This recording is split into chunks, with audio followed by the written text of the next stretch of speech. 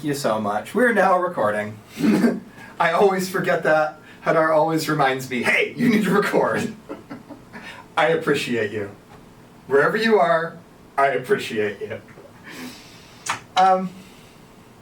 And we're recording with sound this time. So Tuesday's class, because I was on backup equipment, we lost the sound.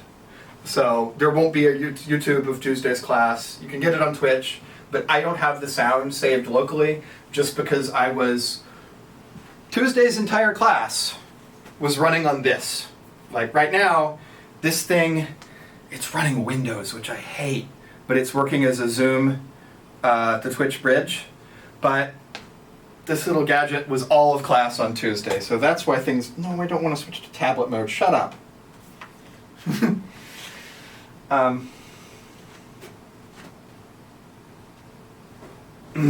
And yes, Zoom people, I'm sorry.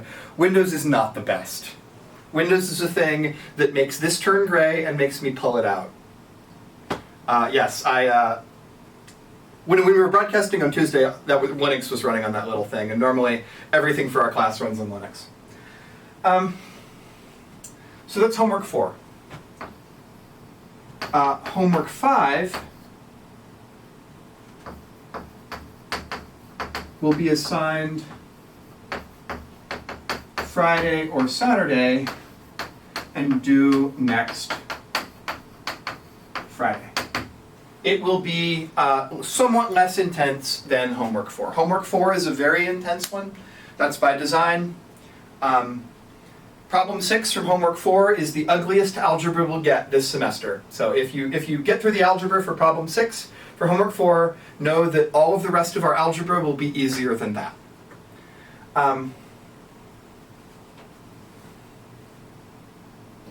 People are talking about Apple versus Windows in chat. All I know about Macs is that I know I can't afford them.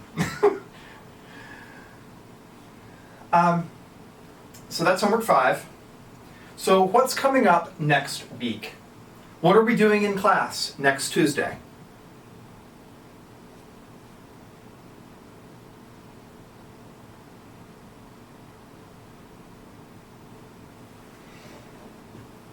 Just making sure, no class, right? So remember that built into the calendar this semester, the SU's calendar, is a wellness day. It is a time for you to set your priorities as you see fit on things that are not show up to class. So next Tuesday is the wellness day. I will still be here helping people with stuff, so if you believe you are behind on things, I will be here at this time in the physics clinic. On Tuesday, I can help people with anything. I'll just write that. I'll be in the clinic. But you don't have to be. You should go eat ice cream or drink tea or whatever it is that you want to do.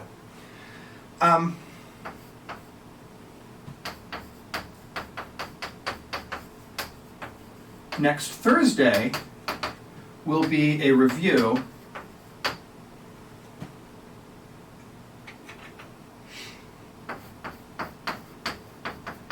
Next Friday will be a group quiz in recitation. So the way this will work is you will come to recitation on Friday. Your group will get a couple of questions to work on as a group in recitation, and it will serve as a practice exam. And then Jonathan asked, when is the next quiz? Quiz 2 is the following Tuesday, which is, let me get the date right,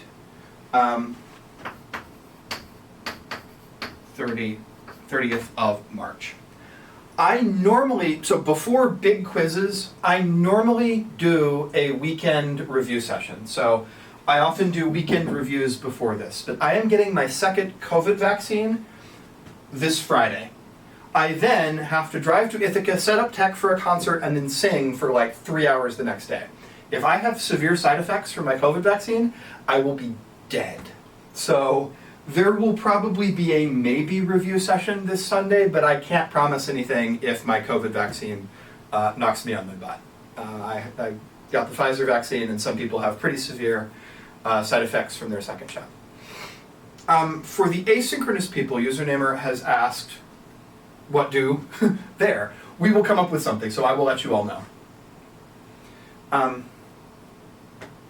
Was it intentional to put the wellness day on 4/21? I don't know, maybe we better talk about that one. Don't want to get too far down in the weeds and discuss why they scheduled those things as they did. But seems like a pretty spliffy choice to me. All of these puns, by the way, are thanks to Alice, who sometimes smells weed in her apartment complex and has like a giant list of weed puns that she makes whenever this happens. What do I sing, my man Howie? I sing usually second tenor or baritone in early music. So, this is our schedule going forward. Recitation here, I should say,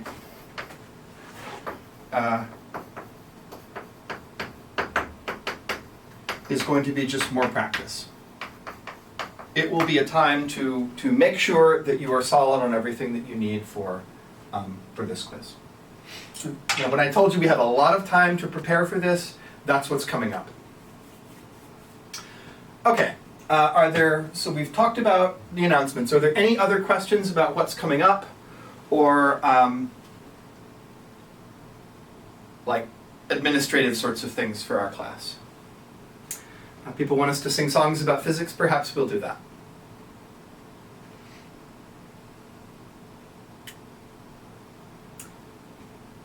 Can we go over homework 4 problems? Yes, that is the next thing on our agenda. So, does anybody have questions about homework 4? You had some time to work on it on recitation yesterday, but has anybody been working on homework 4 and found something that they would like to talk about?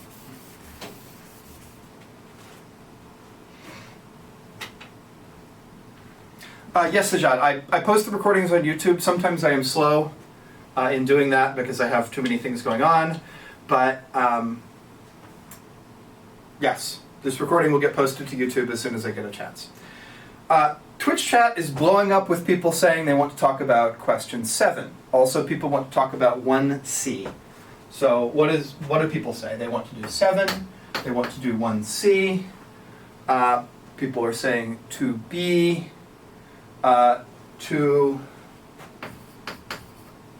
Someone has also said that, Luke has said that in Zoom. So, and 4. Yes, we will talk about 4. So that's the list. There was a lot of 6 and 4, yeah. One of the things I have noticed, by the way, is that the Discord server has profoundly active homework help channel. So I guess I could go show you all. For those who are not, I'm not going to do that, but for those who aren't on the Discord, there's a link on the course website that's an invite. Adam, if you could drop the invite link into the chat. Lots of people have been asking questions on Discord. There we go. How do you search the homework channel for specific problems? So you could do that. I don't know how to use search on Discord, but in general, rather than like searching for what other people have done, the better way to use that resource, SpecMunch, is to do your work kind of as you go, and then as you have questions, say, hey, can anybody tell me about this thing? So yes, you could search for other people's conversations, but ultimately, the thing that will help you learn is not seeing other people's conversation as much as asking your own questions. And there's almost always someone there who will talk to you about the homework. And people are talking about how to use Discord search there. I don't know how to do that. So let's go in order. Problem 7 We're asking about a car driving up or driving down a hill. It's going to be red because my car is red.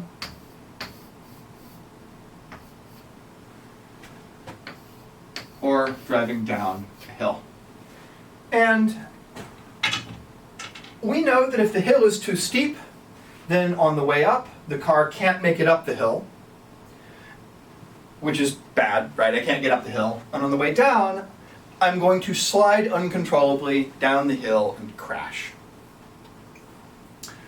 So,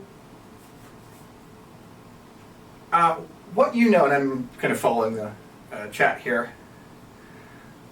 Yeah, we will, yes, let me take a break for that. So Twitch chat, people are talking about whether it's better to ask a question again or to use search. Yeah, we're happy to retype explanations, and educational purposes has been doing like amazing help to people. They're a student in our class, and they've been helping everybody else on Discord. Thank you. You are the hero we need. But the coaches are, also doing this. We're happy to repeat things like that. So if you ever want to like talk about your particular way of thinking about something,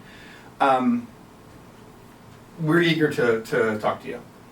So, cars going up and down hills. What we need is we either need to go up at a constant velocity or to go down at a constant velocity. So if the velocity is constant, what's the acceleration?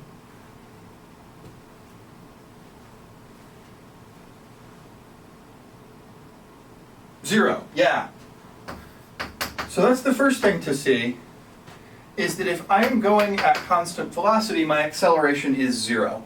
That's what it means to be driving slowly in control of your vehicle on a steep slope. Now, what's the difference? I know that in all cases, right, since my car is a propelled vehicle, I can point static friction in any direction I like. So here, when I'm trying to go up the hill, which way will static friction point? Remember, static friction is traction. Traction is a kind of static friction. So if I'm trying to drive up the hill, which way would static friction point? Luke says backwards, Christopher says upwards. So let's think about the forces that act on this car. What forces do I have? Just name all of them and which direction they point. Type them in Twitch and Zoom chat. So there's a normal force, Christopher. Which way does it go? Gravity goes down. Normal force is perpendicular to the surface because normal means perpendicular. What else?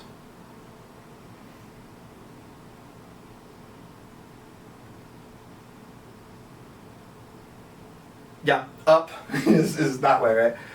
What else do I have? Traction. Friction goes parallel up the slope. Yeah, this is the one that we have to think a bit about, because in my car, right, the whole point of having an engine and wheels and a transmission and all of these things is to turn these wheels so my car can drive up the hill. But now let's think about this case. What forces act on my car when I'm going down the hill?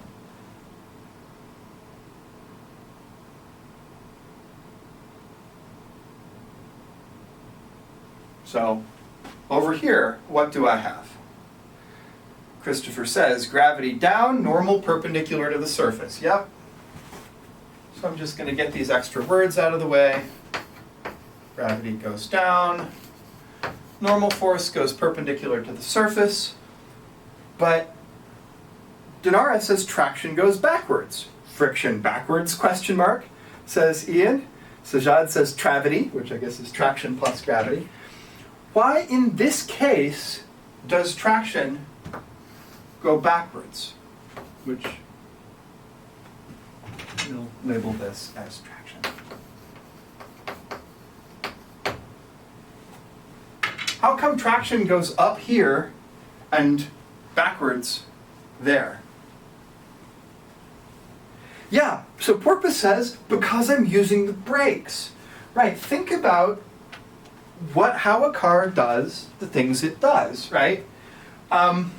So the reason traction points forward here is because I am using the engine to turn the wheels forward.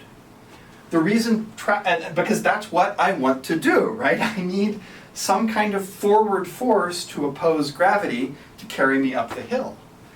But when I'm going down the hill, I need, as they said in chat, some backwards force to oppose gravity to stop me from sliding down the hill. So the point of a propelled vehicle, like an automobile or, my feet, the point of that, I'm attempting to hold my feet up, but I'm not very flexible. The point of that is to be able to create a traction force in any direction I like. So you might say, well, wait a minute, these are the same picture. So yeah, as Beckmunch says, is the traction force equal? Like what I told you in my statement of the problem is that I knew, like this happened to me, right? I was up in the mountains in Colorado in my crappy little Toyota that I love very much, and I knew that if I could go up, I could also go down, that going down was easier than going up. And yeah, Christopher Vinhas says they're the same picture. But, and I'm not going to write this bit on the board because this is the key to the problem, the difference is, as Porpoise has said in chat, that on the way up, well, I will write this bit.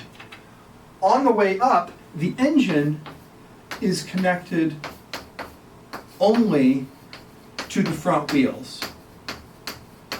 So I can only make use of the frictional force on the front wheels for traction going up the hill, because I've only got front wheel drive in my car. I don't have four wheel drive, as AZ561 has. But here, when I'm using the brakes, all four wheels of my car have brakes. So this traction force, the maximum traction here, you might expect to be bigger than the maximum traction there. And this problem is about that. So does that explain, like people asking about question 7, does that answer your question? Kendra T. Miller, you don't need to email anybody to ask for an extension on the homework. You can contact your grading TA to just let them know. If you'll have your homework done by Sunday night. If you need more than Sunday night, you'll need to contact them. And if you need more than Tuesday, you'll need to talk to me because remember, we're very lenient about giving extensions up until Tuesday. But if you need more than Tuesday, then we consider you're pretty far behind and we need to get you set up with a contract to get back on speed. So if you need up until Sunday, just take that time. If you're going to be past between Sunday and Tuesday, talk to your grading TA, and if you're going to be past Tuesday, then you need to talk to me. So Beckmunch asks, constantly applying brakes can burn things. Yeah, we haven't gotten to the conservation of energy yet, but yes, as you go down the hill, your brakes convert the kinetic energy of the car into heat energy, and that heat can eventually overheat the material of the brakes. We're going to do an experiment with that perhaps later. Was going to do it on my bicycle, but I don't have it anymore. So yes, the energy part can be a bit fun. So that is question 7 that we have talked about.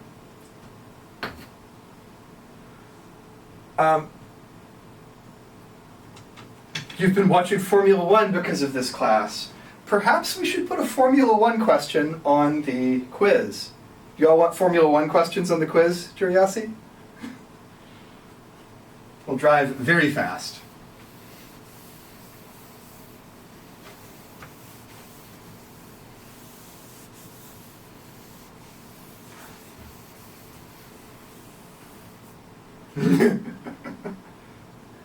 Sure, why not? All right.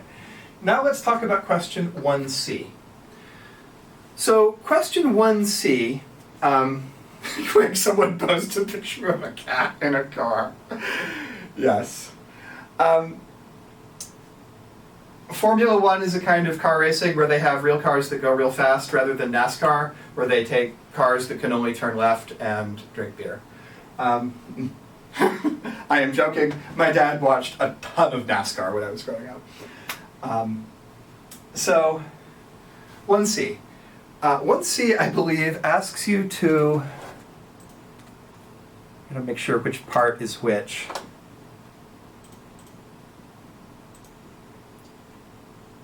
No, give me just a second. In 1C, I'm asking you to think about the limits. And here, like, I could just put the formula up here. Of course, that gives away what the answer is. But what I'd like you to do here, you're going to have a formula for the acceleration in 1C, here's where we are, that depends on both masses.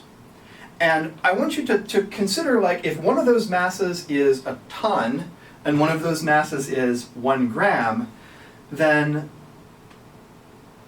asking about what we expect to happen intuitively and what the formula says should happen can give us some insight. So, for instance, if I connect a ton to a feather, then the feather is probably not going to do much, and the system will move in the way that it would move as though you just had that 1 ton mass. So what I want you to do is I want you to connect taking the limit intuitively and asking, okay, what do I expect to happen if I cable together a feather and a ton of whatever, and what the math says. In particular, that will let you catch a certain sort of error that people often make. So part of the reason 1C is there is if you get one of the possible results that people sometimes get is something, something that looks like this. Now if you get this for your acceleration, remember this is for the problem where you've got that. If you get this result, how do you know that there's something wrong with that?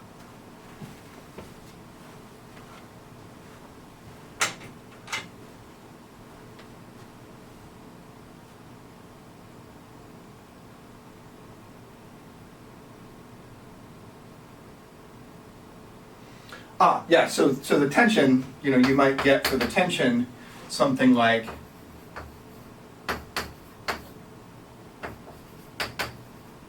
that.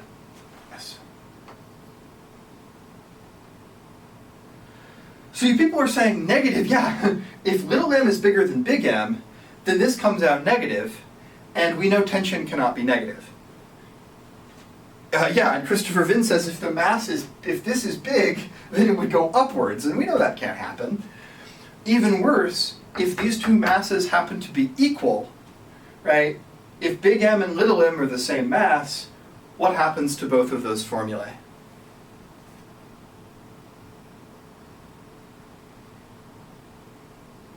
Rip, yeah, exactly.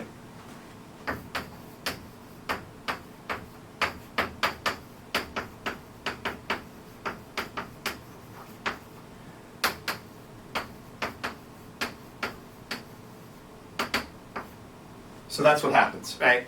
We know this cannot be correct because if these two masses are equal, then this blows up. And so this sort of sanity check of saying, okay, I've gotten a result, what does it mean in certain limits? What do I get if big M is 1,000,000 and little m is 1 gram? So question 1C is asking you to think about those sorts of things.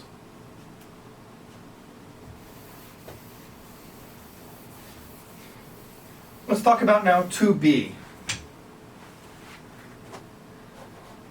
So question 2B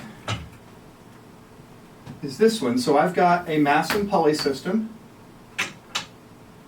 here now.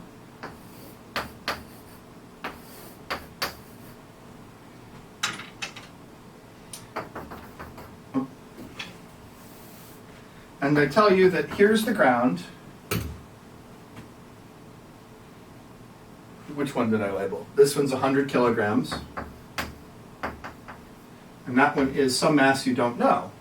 And what I tell you is, once you let go of this, that this motion takes, no, it was 7 seconds this year. I change the numbers a little bit every year to catch people who are dumb enough to copy homework answers off of Chegg. We'll talk more about that next week. So if this takes 7 seconds to go down, I want you to find that mass. So part A of this problem asks you to find the acceleration as a function of little m and big M. And then part B says, now that you found this formula of the acceleration, tell me what this mass has got to be for that to take 7 seconds.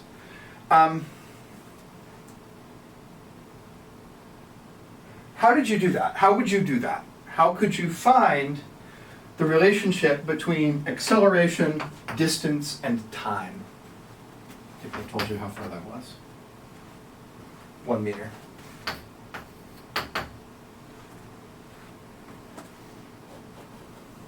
You use kinematics. Ian Storr says you use the position function. Yeah. So this is really here to remind you that kinematics still exists. That's 2B. Any further questions about this? Yes, and Crew 77 has typed out the position relation for kinematics. And Luke has also done that in chat, Zoom chat. All right, now let's talk about problem 4.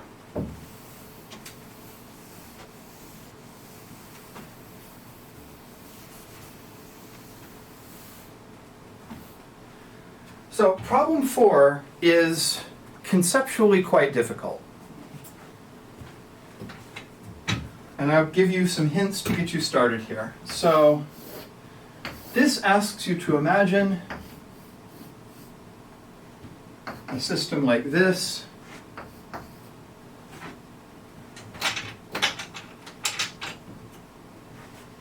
where this thing is connected by pulleys to two masses over here. I think I tell you that, what is it, that this one was 5 kilograms.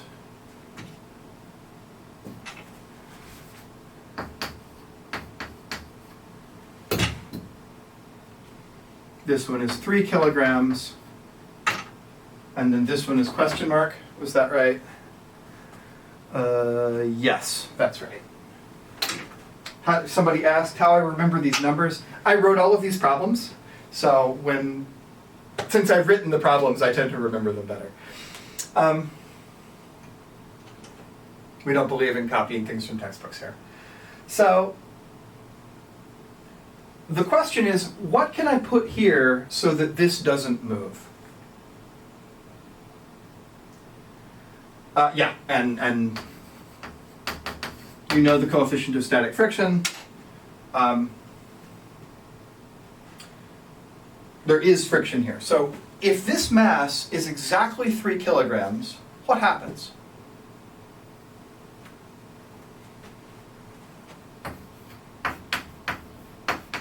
If that's exactly 3. Nothing, yeah. Because this is exactly balanced. So 3 kilograms times G is about 30 newtons. So the tension here would be 30 newtons, the tension there would be 30 newtons, and nothing happens. What if this were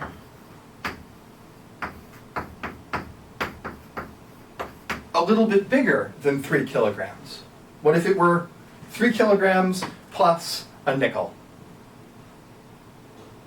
Yes, Ian Storrs has it. It's going to be variable because the possibility of static friction here allows for some variation in force before the thing moves. So if I add 1 nickel, or a quarter, I don't know what 10 grams is in American money, if I had 10 grams of American money over here, then it's not going to move because static friction will provide a force to keep this at rest.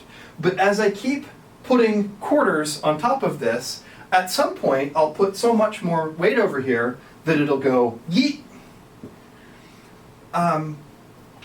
So as this gets bigger, at some point it's going to slide off the table. But what happens if I make it a little bit lighter than 3 kilograms?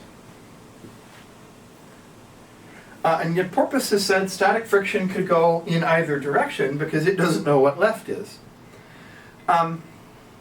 As Id Pyre says, what if m is 0? We'll get there. Luke has said in Zoom chat that in this case, it doesn't move. But at some point, as I keep making this lighter, what if it gets down to 0 kilograms? At some point, it will move.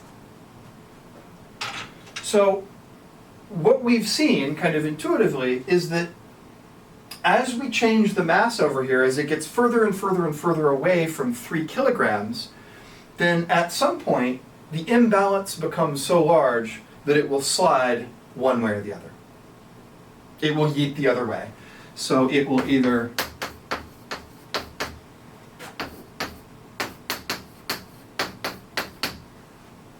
do that.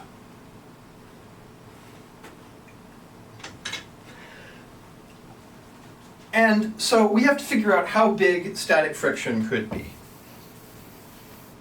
And to do that, what we need is we need the fact that the force of static friction cannot be bigger, so its maximum is the coefficient of static friction times the normal force. But you can you know the coefficient of static friction, and you can figure out the normal force.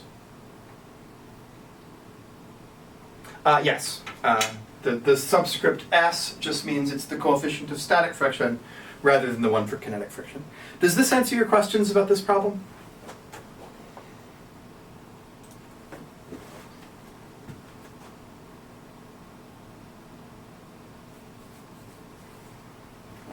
All right, so we've gone through the homework problems that people were asking about. Just as a reminder, I will be in the physics clinic today from 3:30 to 5:30, also helping people out. There's a slight chance I may need to step away, but I'll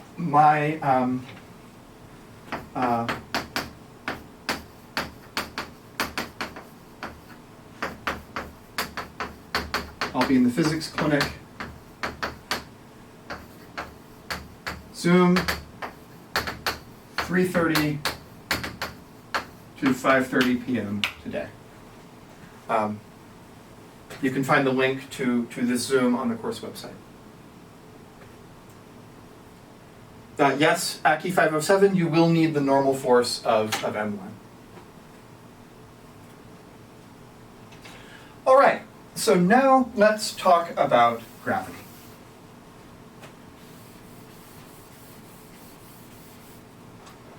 Actually, let's talk about other forces for now. So what we have discovered so far is that, Kate Mel, there will be people in the physics clinic later tonight. There's almost always someone in the physics clinic. So I think it's 1 to 8 or 1 to 9, but sometimes we have extra people, as Adam has linked, attached to our class. So if you go to the course website that Adam has posted, Thursday we don't have a ton of extra people. Kevin will be there from 2 to 4, but later tonight until 7 p.m. there will be someone there to help. And then later at night, usually the best place to get help is the Discord, because at night everyone comes home from their classes and we're all in front of our computers. So let's talk about other forces briefly. What have we done so far? We've kind of looked at a couple of forces in depth. We've looked at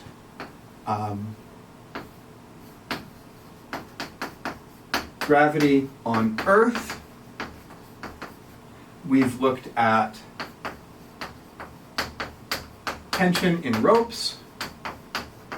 We've looked at contact or normal forces. We've looked at friction. And really, these forces here are a playground for us to figure out how this goes. This exists here to, the reason we did these things is because they're simple, they're easy to understand in a mechanical sense, and they give us a playground to learn how Newton's laws of motion work. You can extend this set to many other things. We're not going to do all of them in this class, right? Because physics is way bigger than Physics 211.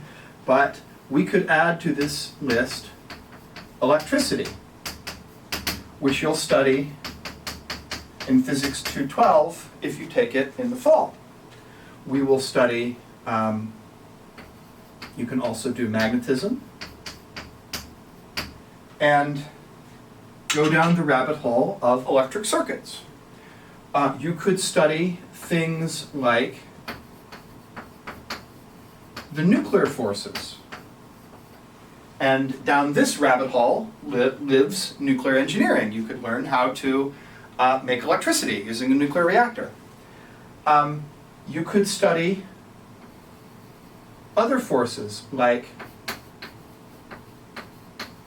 pressure. We'll change colors here. Just in blue.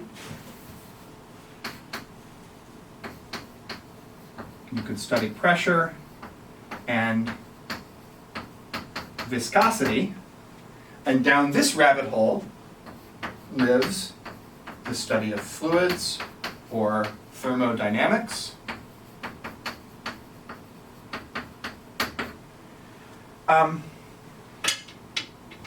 If you study nuclear forces, down that rabbit hole is nuclear engineering. If you study electricity and magnetism for big things, down that rabbit hole lives electrical engineering.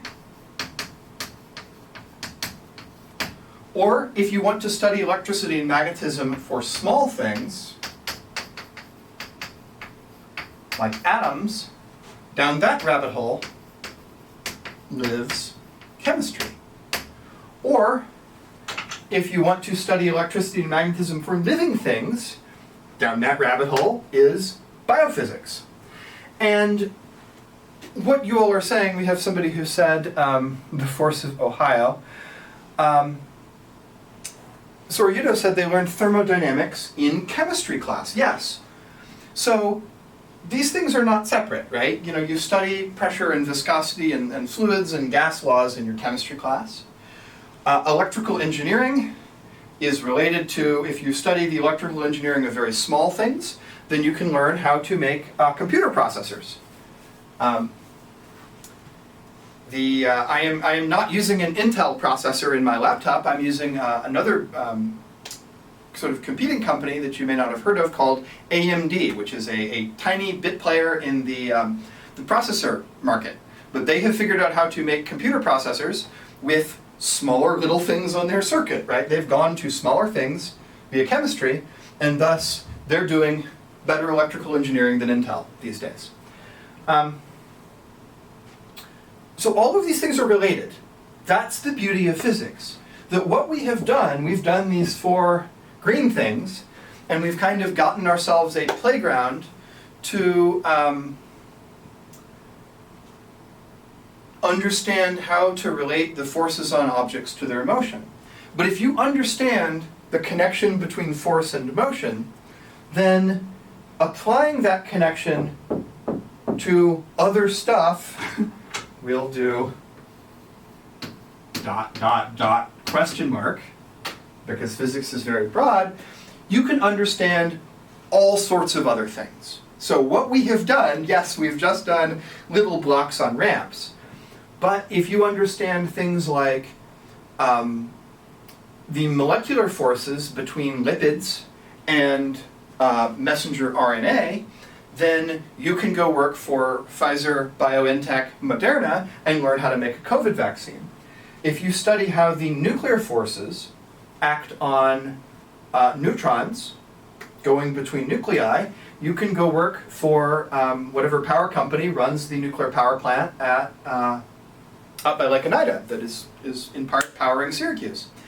If you study how to apply Newton's laws of motion to fluid pressure and fluid viscosity, well, you can go learn how to make a jet engine or a rocket engine and figure out how to fly to the moon.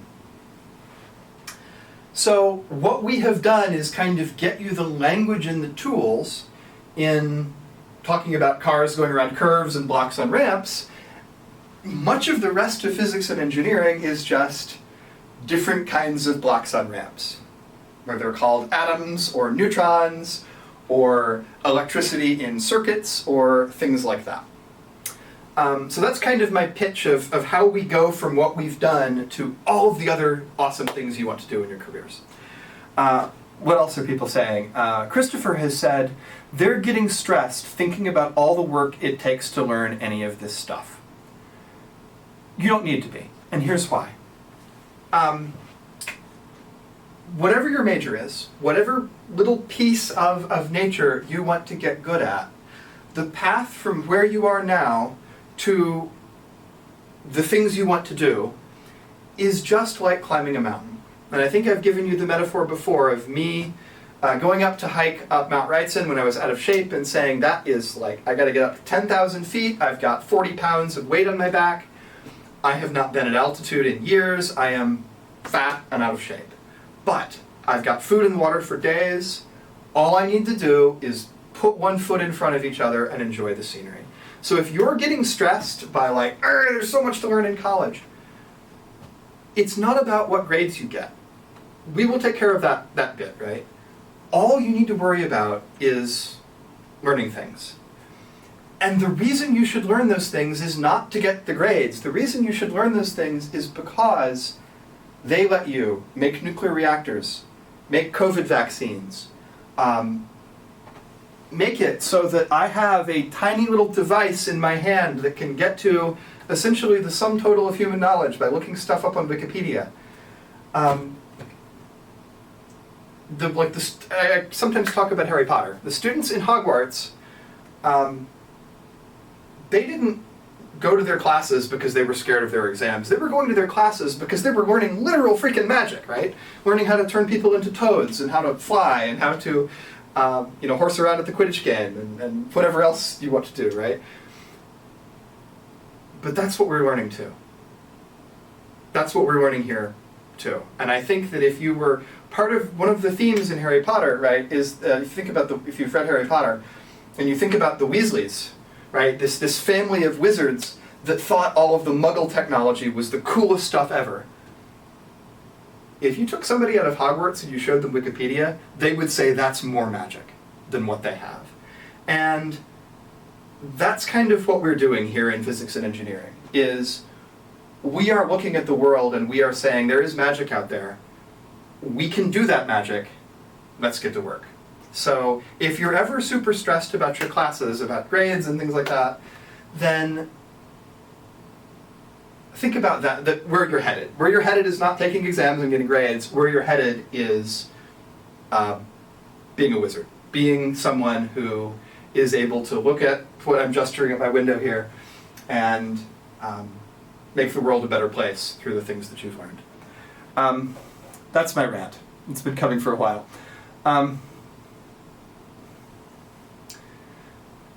People are talking about aerospace, all their majors. What else is people talking about?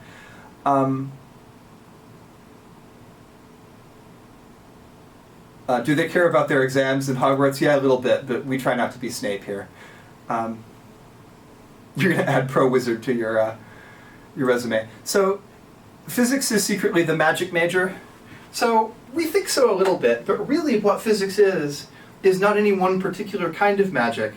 Physics is studying the language that all of the kinds of magic are written in. So we don't focus on any one of these things in the physics department. We focus on the big principles that tie them all together. So what does the study of a rocket engine, of thermodynamics and fluids, have to do with the study of lipids in the COVID vaccine? That's what the physics department is about, is how they link together. So we've only done the green things, but the other things are coming. But there's one thing that I do want to add to this list. Our new plan, at least for the rest of today, is to cross out the on the Earth restriction on gravity. Now, you've probably heard the history. You've probably heard this idea that the great revolution made by Isaac Newton was the realization that gravity in space and gravity on Earth were the same, and that the same laws of dynamics govern Earth and space. That's true. We will talk way more about that history later. When we come back to the process of science, we're going to talk about why that's so significant. Yes, Christopher, we're coming to that formula for the force of gravity in space, but we have to figure out how to get there. So what we know, here's the Earth, it's blue. Here's a person, maybe it's Otto, they'll be orange. We know, oh, I need to draw it bigger for the people on Zoom.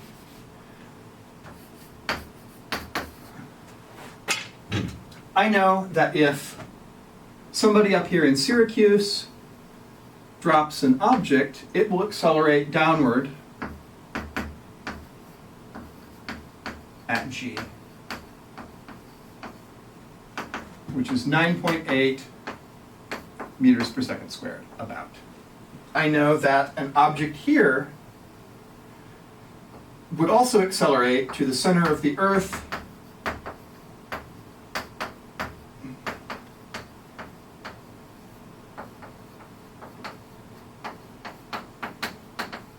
at the same rate, right near the Earth.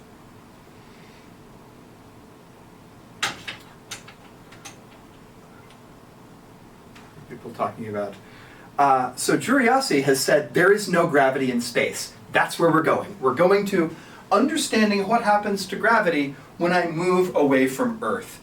And this question about microgravity in space is all of your recitation tomorrow. I haven't written it yet. I need to do that today. But all of your recitation tomorrow will be thinking about the idea of weightlessness in space. So, you think the moon landing was faked? How do we fake being in space in Hollywood? We're going to do that. We're going to fake a moon landing tomorrow. Hollywood's already done it. I showed you the film Apollo 13. That's what we're going to talk about. But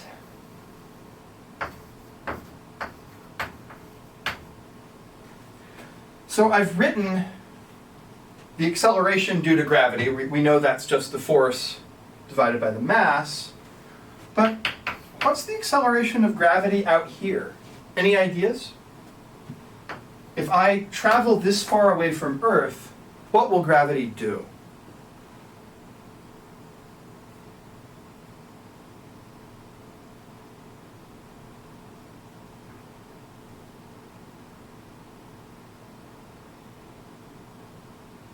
It's less, yeah. It'll still be toward the Earth, but we expect it to be less. Right? So, we know, we can kind of expect that as I get further away from the Earth, the force of gravity becomes smaller. And if I go over to the moon, yes, I believe in the moon, It exists. If I put a person on the moon, if they drop an object, which way will it go? Well, you've seen videos. It will accelerate that way.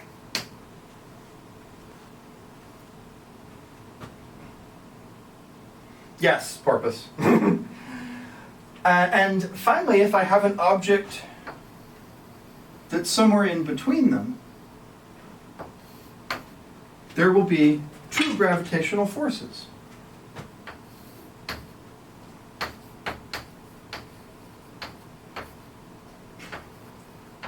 There'll be one from the Earth and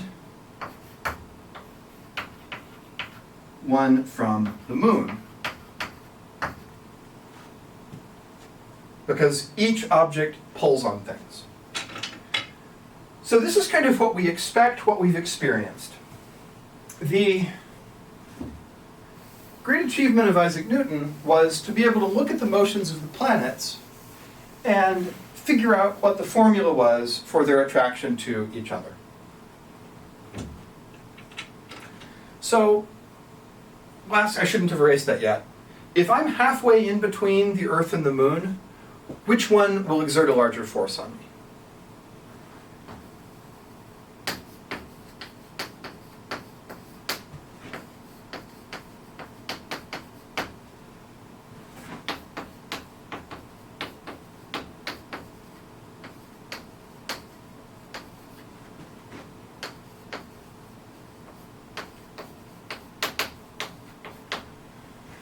So, all objects. I'm just writing while you type.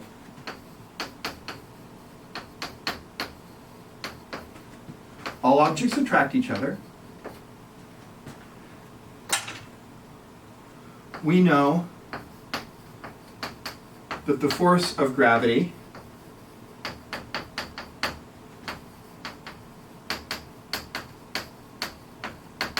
diminishes over distance.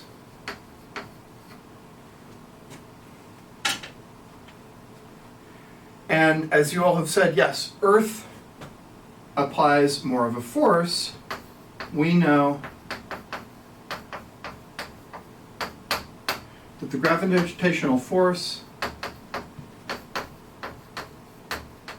is larger for larger objects. I should say more massive. And what Newton figured out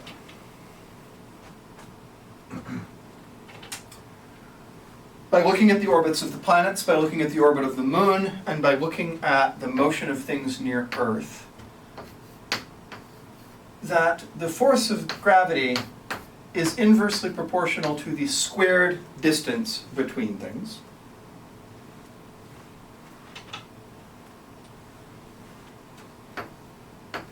And that the force of gravity is proportional to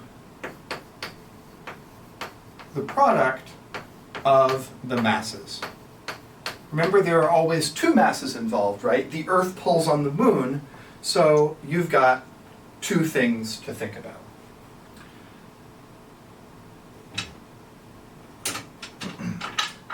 If I put all of these pieces together, what that means is if I've got two objects, 1 and 2, we can pretend that they are the Earth and the moon, or the Earth and a person, or the Earth and the sun. It doesn't matter.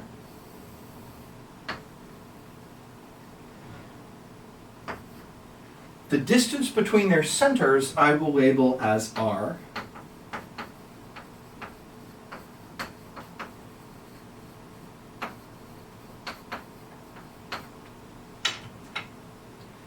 And what Newton figured out is that the force of gravity is as this form.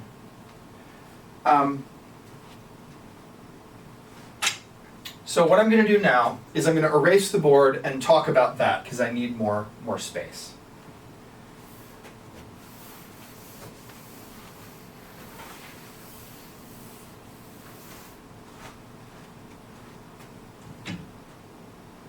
So what did we have? We had the force of gravity equals G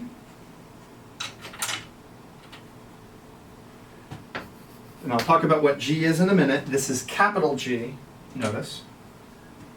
It's M2 over R squared. So R here is the distance between the centers.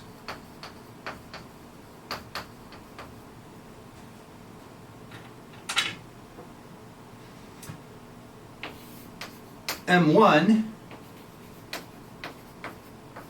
is the mass of one object. So, for instance, the Earth. And M2 is the mass of the other object, which could be me, which could be the moon, which could be the space station. It doesn't matter.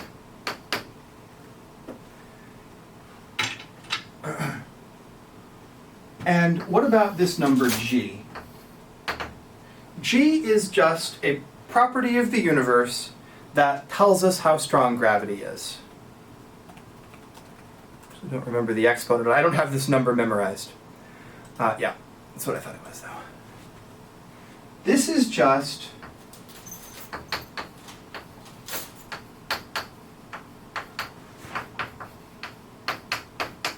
a constant that tells us how strong gravity is. And its value, which you do not need to memorize, again, I do not have it memorized. I have to go make sure I had it right, is 6.67 times 10 to the minus 11th. And you can give its units, let's see, so it's a force per kilogram squared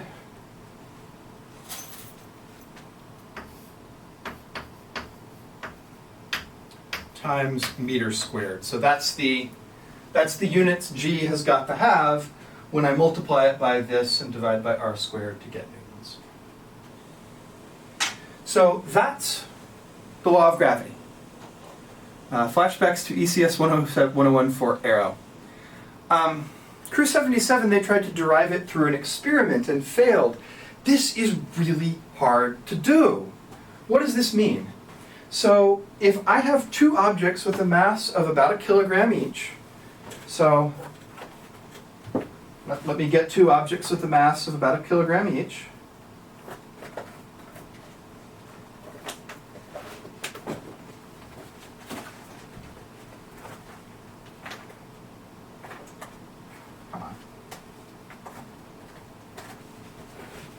Here, two things of about 1 kilogram. I'm holding them a meter apart. So this is telling me that the force between them is 6.67 times 10 to the minus 11 newtons between my boots. Uh-oh, that's really weak.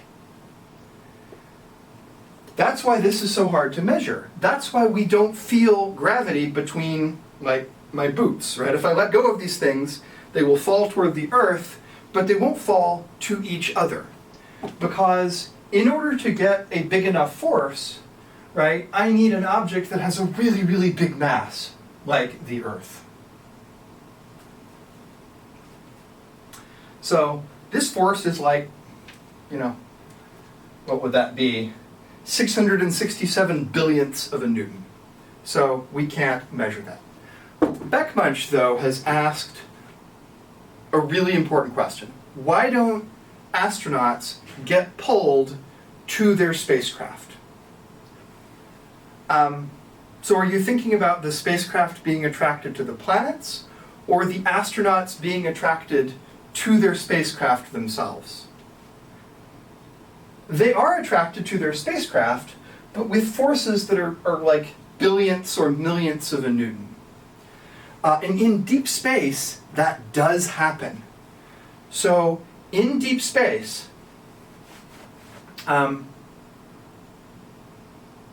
we tried to land a spacecraft on a comet. When I say we, I believe it was the European Space Agency, but humans landed a spacecraft on a comet. And that comet had super weak gravity because it's just a little ball of ice out in space. But its tiny gravity was enough to attract the lander to the comet, and you could measure it. What have people said? Are buildings not big enough? So Juriasi says, what if I put a building here? So you could measure that with a very sensitive instrument, but you could also measure the effect of gravity from a mountain being more or less dense. So geologists, people who are looking for buried metals to go mining, or who are just interested in what kind of rock a mountain is made of, can take a pendulum, which is actually a very sensitive way to measure gravity, take that pendulum up to the top of a mountain, have it swing back and forth, time it very precisely, and say, I know the mass of this mountain now. This tells me something about what it's made of. So yes, you can do that if you make really precise measurements. But what I'd like to do now is I'd like to weigh the Earth. Kevin has a good question. If the moon was closer, would we jump higher? I'm going to put that on your homework, Kevin. That will be on the homework. If the moon were closer, would we jump higher? History says, History 6664, a Twitch username, can we use this to figure out 9.8 meters per second squared? Yes, we can. So, I'm sitting down at my computer. I'm going to switch over to screen sharing. Let's see.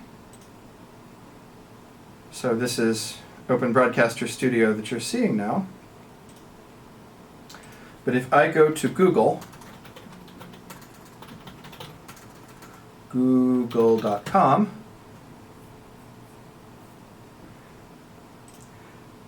I have to put something on your homework. And it's fun to do anyway. So let's try to figure out the force of gravity on a 1 kilogram object. So let's see, we've got the gravitational constant times 1 kilogram times the mass of the Earth, that's the numerator, divided by the radius of the Earth squared. Hey, what do you know? So this is where our value of little g comes from. If you put in the result for an object on the surface of the Earth. But what if instead of the surface of the Earth, what if we were higher? So let's actually ask, what is g at the top of Mount Everest?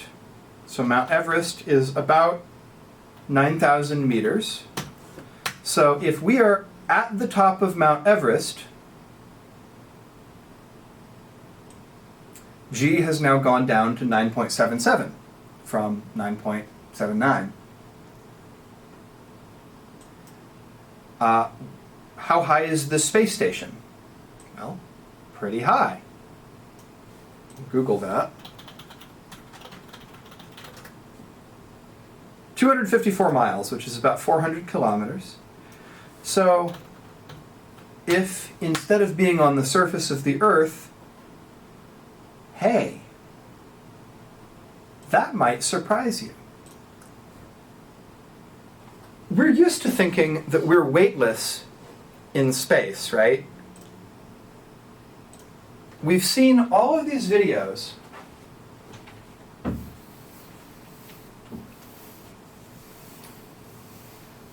of people in the space station kind of just floating around. But here's the Earth.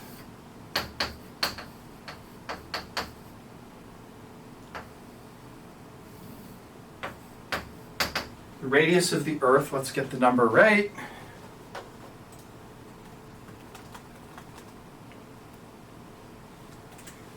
That's what I thought, is about 6,000 kilometers. The space station is 400 more kilometers above its surface. So here's the space station.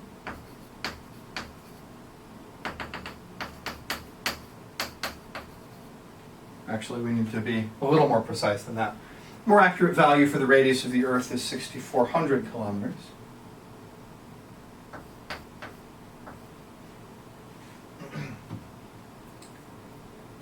This person is still experiencing pretty close to Earth's gravity. We will explore that in a lot of depth tomorrow in Recitation. What are people saying? How noticeable are gravitational differences at relatively normal elevations on Earth? They're not noticeable at all. Again, going up to the top of Mount Everest gives you about a 2% difference. You would notice a lot of other things happening. So what I'd like to do now, we've got 9 minutes left. I want to talk about orbits. We will return to this next week, perhaps on Wednesday, perhaps on Thursday. So we know that if the Earth is here and the moon is here, we know the moon goes around the Earth in roughly a circular orbit of some radius r.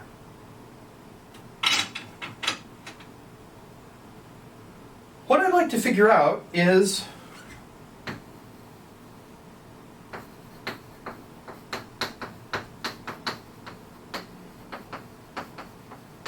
the relation between the time this takes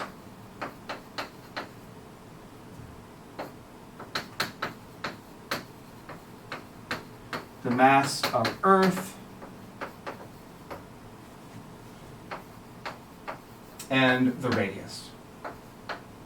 We won't finish this. You will finish it for homework, but I'd like to just talk about how to set this up. So I've got the moon out here. I know it travels in the circular path around the Earth.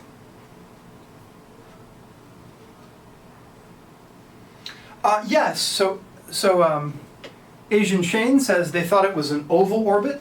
It is close to circular. The moon's orbit is not exactly circular. We're going to pretend it's circular for this, but we will return to elliptical orbits later. Yes, thank you, Christopher. The moon's eccentricity is only 5%. So it's pretty close to a circle. So how am I going to figure this out? How am I going to figure out knowledge of the moon's path of motion, connect knowledge of the moon's path of motion to knowledge of the force of gravity? Remember, all we've got to work with is that the force of gravity is G m Earth m moon over r squared. What do I do?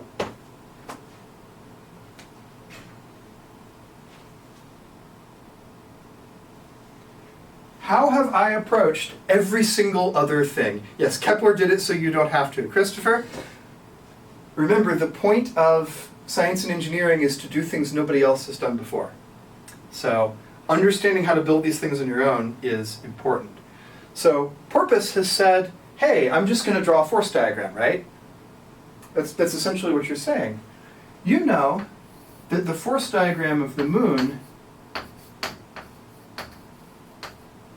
has just one force on it. So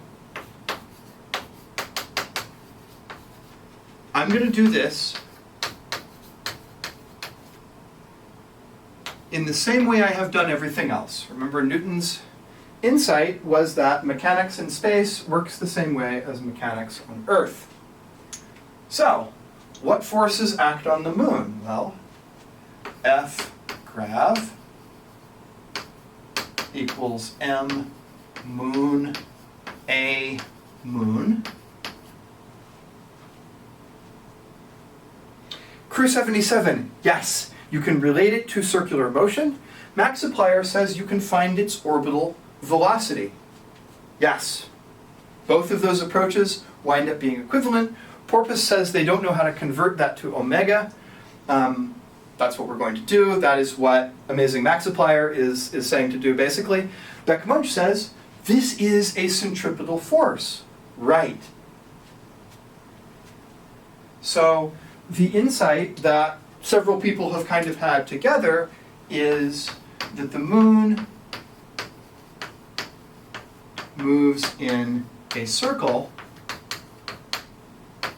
so the acceleration of the moon is omega squared r, or v squared over r.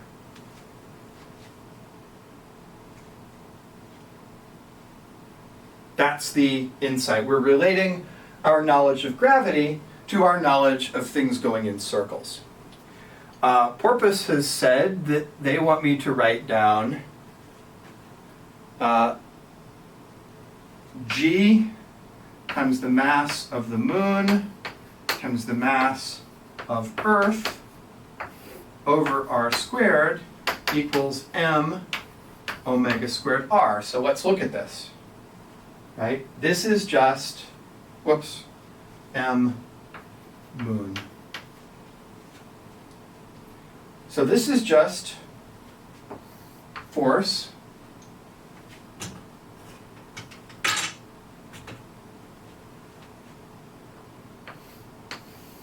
mass acceleration.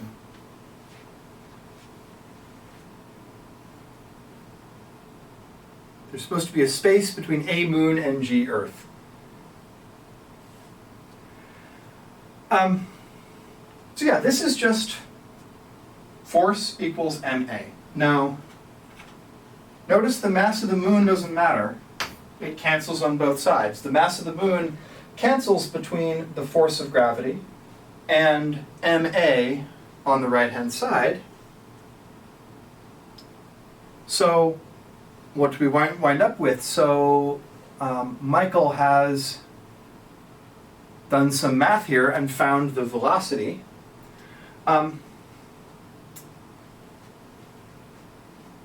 We'll come back to the idea of velocity here. Let me just write down one more equation. We're about out of time.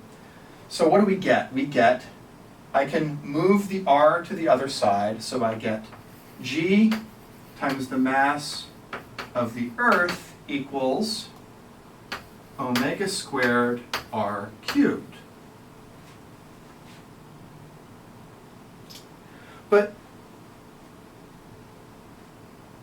why did I cancel the mass of the moon and not the Earth? Wacko hit the sacco, which is an amazing name. Why did the mass of the moon cancel? Because remember, this is F equals ma for the moon. So this mass here is the mass of the moon, and this acceleration is the acceleration of the moon, which is omega squared r, because it's going in a circle of radius r. So since this is F equals ma for the moon, the mass that appears over here in ma is the mass of the moon, and that's the one that cancels on the left-hand side. Does that answer your question in Twitch chat? Lumbo asks a good question. Why is the moon even moving around the Earth in the first place? Well, the answer is if it wasn't, then it wouldn't still be here. It would have either fallen back into Earth or flown off into space. A long time ago, the Earth got struck by something very, very large, and a big chunk of the Earth got blasted off into space, and that collapsed under its own gravity and formed the moon. 373 Jimbo has said that the moon is always falling. Yeah. So, if we just stopped the moon from moving, right, let's erase these equations in our last few minutes. If we stopped the moon from moving, it would just accelerate into the Earth and hit the Earth. But the moon is moving this way. That's its velocity vector. Its acceleration vector is toward the Earth, and so the acceleration always bends the velocity vector around in a circle. I'll show you a demo of this next week. Now, we're out of time, so I want to say goodbye to everybody, and then I will get your question, Crew 77. Thank you all for coming by. I'm sorry that I didn't have a little bit more slick preparation today. We will have some computer animations and simulations of this for you next Thursday. And we'll talk about V and omega in just a minute. But are there any questions for me at the end? So Catherine, have a great weekend. Thank you so much for coming by.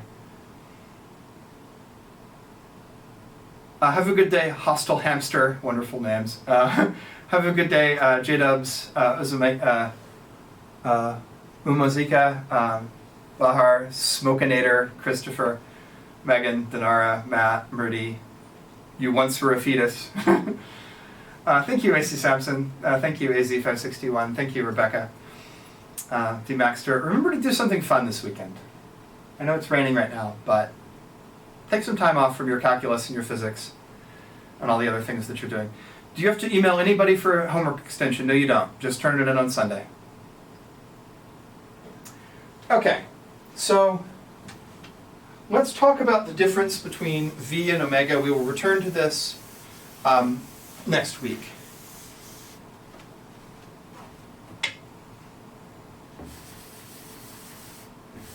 So V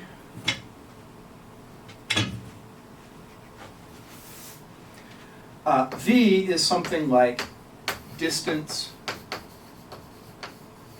per time. So an example would be meters per second. Omega, angular velocity, is an angle per time. So an example for this, for the moon, is 1 orbit per month. That's where our word month comes from. But in using the expression omega squared times r, we've got to measure angle in radians. So we'll come back to this next week, but this would be 2 pi radians per month. But this is not an amount of distance, this is an amount of angle.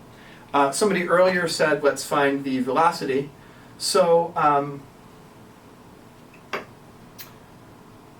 to find the velocity in meters per second, you would need to multiply the angular velocity by the radius. So you'd need to say, okay, 2 pi radians times this distance gives me a number of meters.